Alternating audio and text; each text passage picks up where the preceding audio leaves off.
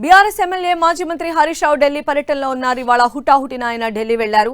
ఒకవైపు ఇవాళ జగిత్యాల్లో సభ ఉండగా మరోవైపు హరీష్ ఢిల్లీకి వెళ్లడంపై సర్వత్రా ఆసక్తి నెలకొంది. అయితే కాళేశ్వరం పైన ఎల్లుండి హైకోర్టు తీర్పు ఇవ్వనుంది. ఈ నేపథ్యంలోనే హరీష్ ఢిల్లీ పర్యటనకు వెళ్లినట్లు తెలుస్తోంది.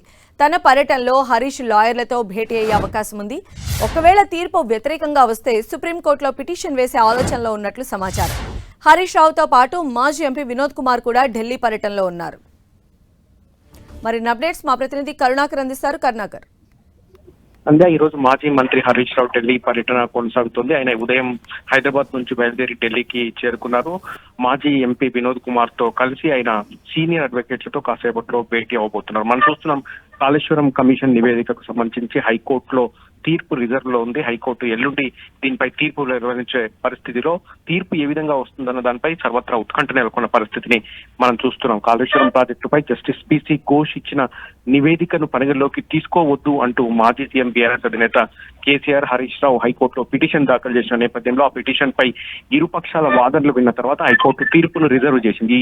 ఈ తీర్పును ఎల్లుండి వెలువరిస్తున్న నేపథ్యంలో తీర్పు అనుకూలంగా వస్తుందా వ్యతిరేకంగా వస్తుందా అన్న ఆందోళన బీఆర్ఎస్ పార్టీలో కొనసాగుతున్న పరిస్థితిని మనం చూస్తున్నాం. ఒకవేళ హైకోర్టు తీర్పు కనుక వ్యతిరేకంగా వస్తే వెంటనే సుప్రీంకోర్టును ఆశ్రయించే విధంగా బీఆర్ఎస్ పార్టీ ఏర్పాటు చేస్తుంది. అందులో భాగంగానే మాజీ మంత్రి హరీష్ రావు ఈ రోజు ఢిల్లీలో సుప్రీంకోర్టు సీనియర్ అడ్వకేట్లతో ప్రత్యేకంగా సమావేశమై కాళేశ్వరం కమిషన్ నివేదిక, హైకోర్టు తీర్పుకు సంబంధించిన అంశాలపై చర్చించే పరిస్థితిని మనం చూస్తున్నాం. సంధ్య, అయితే కరుణాకర్, అంటే ఈ రోజు కరీంనగర్ లో మాజీ సీఎం కేసీఆర్ బహిరంగ సభ ఉంది. చాలా రోజుల తర్వాత ఆయన వస్తూ ఉన్నారు. చాలా ప్రెస్టీజియస్ గా కూడా తీసుకుంది ఈ కార్యక్రమాన్ని బీఆర్ఎస్.